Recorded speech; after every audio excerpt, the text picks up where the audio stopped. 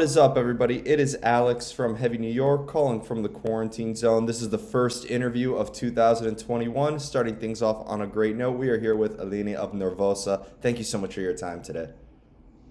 Thank you for inviting me. Hello, everyone. It's so awesome to have you here. Perpetual Chaos, one of the first albums to start this already hectic year off with. Do you just want to talk about how the making of this album was in terms of like the recording and the songwriting and how everything came together? Sure. So, Perpetual Chaos was a weird album to make because we are a new lineup apart from Pre-Cameral.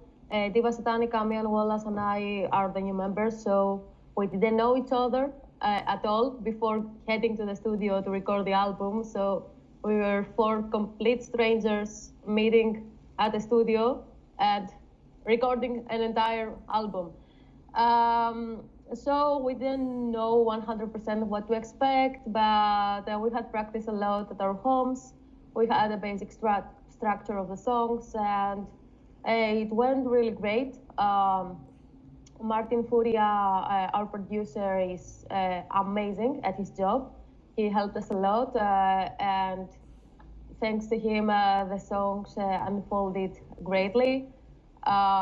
And yeah, we did an awesome job, all of us, and we really bonded during that experience. So I'm really proud of the final result, and I can't wait for people to listen to it. Do you feel that maybe the first two singles that you released, Guided by Evil and the title track Perpetual Chaos, is almost like a clear representation of the whole album, or is that just one little taste of it? It's just one little taste of it. They are different songs.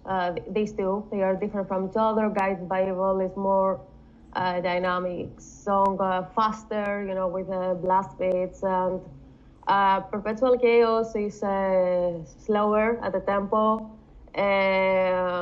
So they are just two different aspects of the album, but you will listen to also thrashier songs, songs that have more black metal roots, songs that have Motorhead roots. We have a wide variety of songs actually, so yes, it has many influences. Was there like a preconceived idea of what, all the members wanted Perpetual Chaos to sound like, or was there kind of like a lot of improvising with the new lineup and like a lot of trial and error? Pre-Cameral is the main composer, so she already had some basic structure, the background of the album was 70% predefined before we went to the studio. But of course, all of us have different influences, and we brought all that to the table. So some of the songs were really changed, and I think the final result is 50% improvised and 50% predefined. It's like a combo. Were you kind of like looking at the earlier Nervosa material, being like, this is how I have to play, or being that you've played with Lightfold and a couple of other bands that maybe like you were allowed to bring a little bit of your own mix into Nervosa? So thanks to Prika, who is really open-minded and really encouraging, I didn't have that idea in my head that I should sound like the previous Nervosa drummers. Because Prika told me from the beginning that she wanted to have my personal style. Of course, I had to respect the blast beats and the thrash roots, but she encouraged me to bring my more double bass oriented playing and my grooves and my progressive metal background. So yes, I really brought my style out during this album. A progressive background, so we're gonna have some like Dream Theater songs on here or something like that. No, not to that extent, but some feels and some techniques I have some progressive roots. Yes. As like a drummer, because like what I've always found unique about drums is I feel like whether you're playing death metal or you're playing country music, in the end it's all about keeping the rhythm and keeping the beat and all that. So does it always help to have the music at first, or has there ever been a time where you wrote a whole drum pattern and maybe the band would write over that? Yes, I've done that actually, not with Nervosa. With Nervosa, I had all the music beforehand, but with previous bands and projects, twice or three times, I wrote a lot of grooves, with a sequence, and they ended up an entire song where the guitar player based his riffs on my grooves. So yes. If somebody sends you a whole array, I was interviewing a Dirk from Megadeth about this. Oh. We had like a good laugh about this. But like if somebody presents you the song without any drums or any rhythm incorporated in it, how off time is it sometimes? I almost feel like A it. lot, a lot. I've dealt with it for session work. Sometimes guys send me just the songs, or just the guitars of the song, and sometimes yes, they were really off time. I was struggling to understand the time signature of the song, actually. Yeah, it's like incredible, like and because they should always release that like first, sometimes like a demo, just to see this is why you need drums. This is why you need drums. Yes, exactly, exactly. It's fun to observe this as a drummer. Yeah, and I feel like with your style too, do you find it maybe like a little bit easier to come up with the ideas when you're in the company of your other bandmates, or do you find it easier when you're kind of like alone and like isolation as a drummer? I actually really like my isolation because I want my time to think and experiment and try out ideas. But I think since recording the Perpetual Chaos, my favorite thing in the world is recording drums with Martin, because Martin just clears my head and he brings a lot of ideas out of me that I didn't know that they actually existed. So if I have to choose something, is to work with a really good producer to find awesome creative ideas. Yeah, I've always said the producer is the fifth Beatle, the sixth Beatle. If you're in Slipknot, the 10th Beatle. So Exactly, exactly. yeah, and I feel like because when it comes to drums, there's so many different techniques. It's one of those things where you'll never stop learning in it, right? Or it could be said for every instrument, but it almost seems like you're always learning a lot depending on the projects you're playing with, right? Exactly, 100%.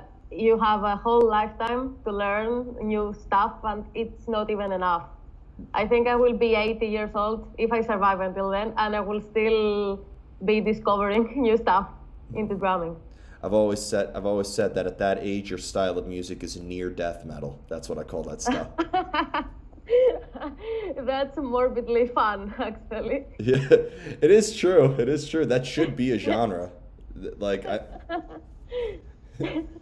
now, I've always wondered this because when you're behind the kit, I feel like you're looking at the same setup, you're looking at the same cymbals and the same, hardware and everything. So when you're playing music live versus like in a practice space or in a studio, is it a completely different energy, or is it fairly similar playing live versus playing, in the studio?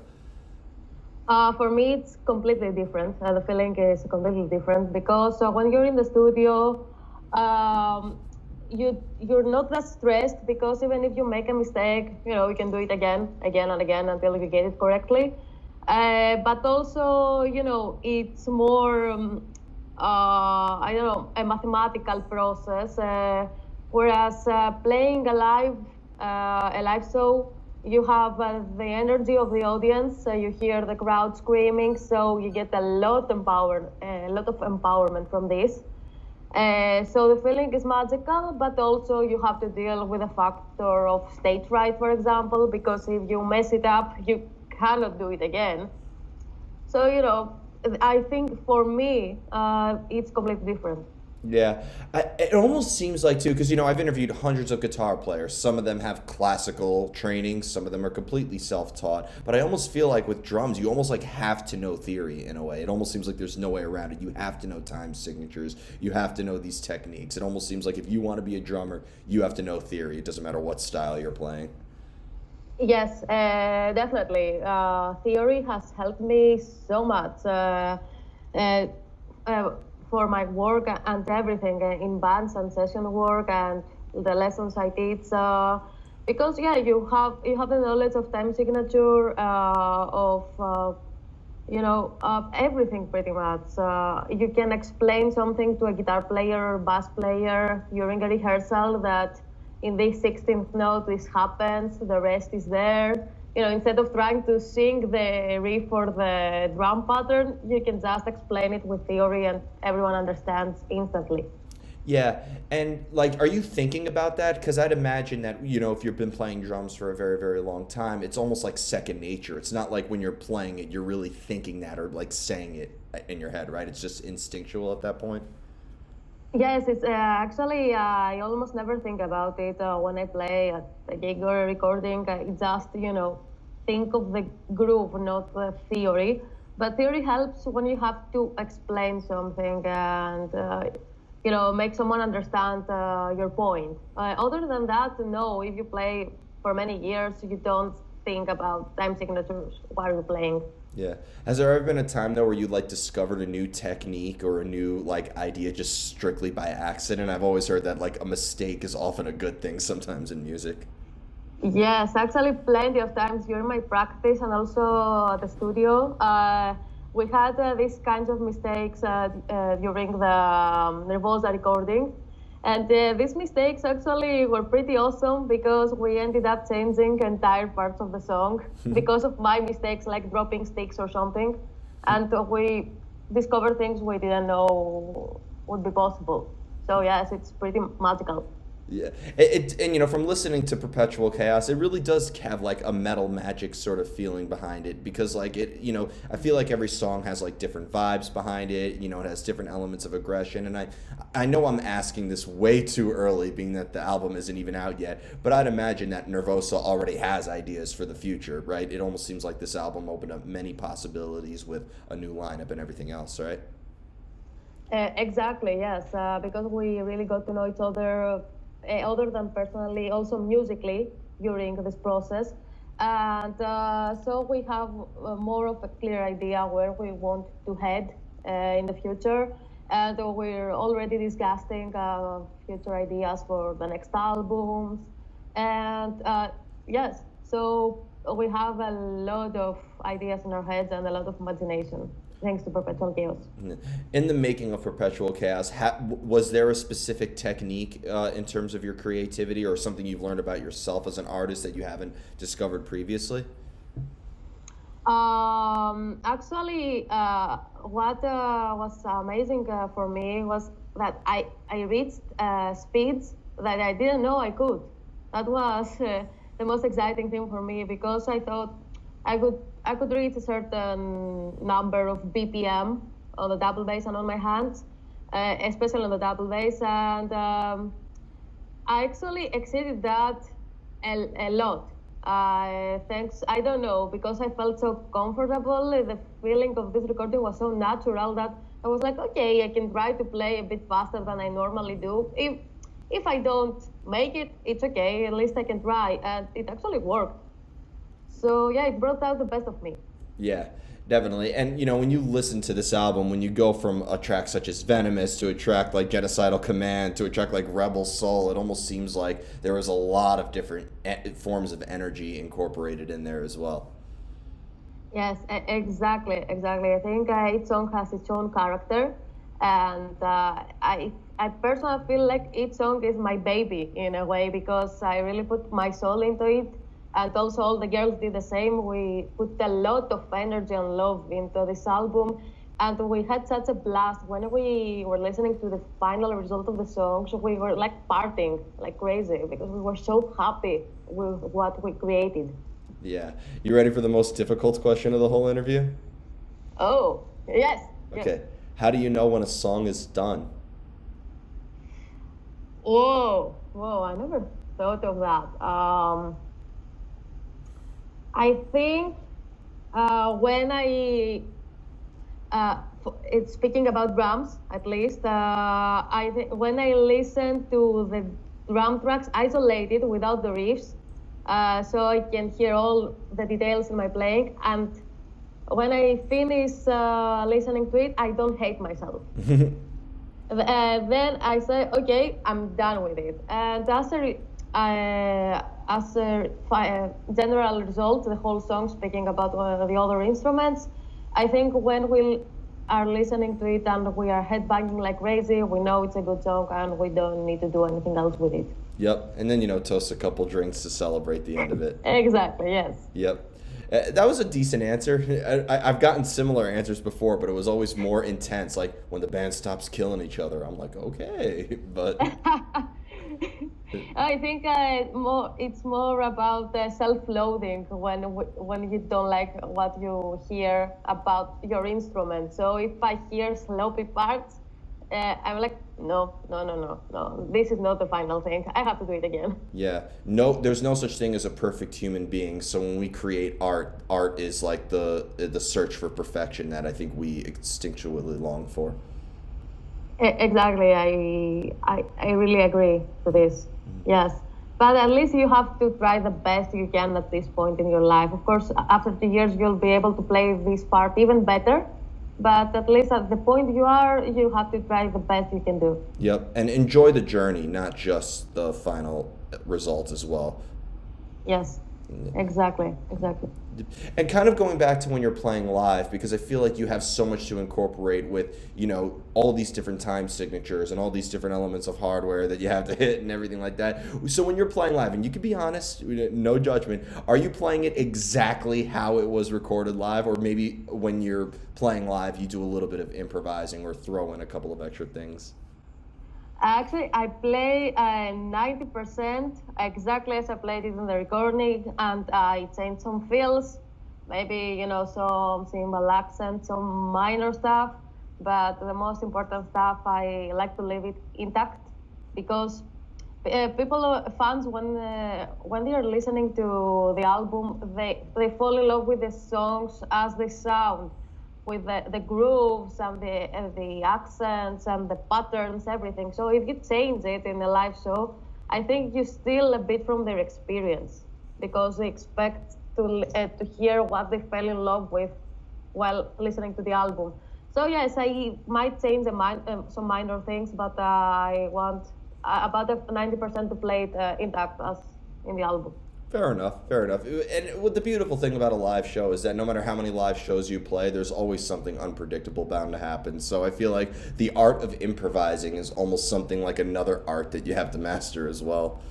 Actually, the art of improvising is the art of survival in a way during a live show. So because there are always accidents that happen, and you have to save the day.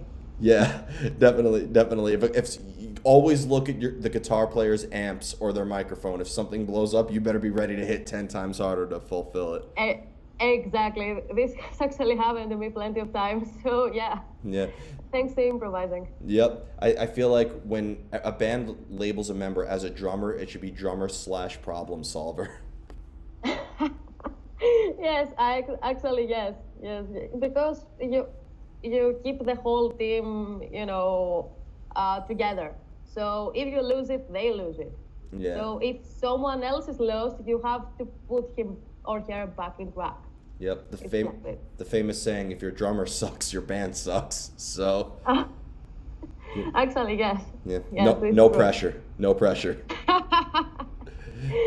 That's why I've always liked, though, like the look of like a drum riser, because the drummer's like above everybody in the band, being like, yeah, everybody's singing along with the front man, everybody's, wants the shout out from the singer or wants the guitar pick, but it's the drummer in the background hovering all of you, saying, you are mine. Actually, I made it a picture in my head while you were saying it. Yeah, I bring up a good point, I think. So before we go, I want to thank you so much for your time today. This is the first interview of the new year, and I really enjoyed this. That's an honor. Thank you for having me. It's an honor to have you here. Is there just anything else with Nervosa that you'd like to promote? Obviously, thanks to the virus that still shall not be named on my outlet. I'm not giving it any publicity. Is there just anything else with Nervosa that you would like to promote for the release of Perpetual Chaos? Maybe like a live stream performance or anything else going on? So apart from the release of the album that's going to be at the 22nd of January, we have the third and the fourth part of our recordings documentary that they're coming up soon, so stay tuned. And also expect some more playthroughs from all the instruments, playthroughs of the new songs. So yeah, pretty much this for now, and we also have some other cool stuff on the way that we cannot announce yet. Yeah. Thank you for doing that. I don't have to edit it out. I've had people promote stuff in like interviews that aren't taking a place a year from now, and I'm like, I can't. So appreciate that. Thank you. Thank you so much. Thank you so much, everybody. We are here with Eleni of Nervosa, Perpetual Chaos, out January 22nd via Napalm Records. Be sure to pick it up then when supplies last forever. We will see you next time on Heavy New York. Happy New Year, everybody.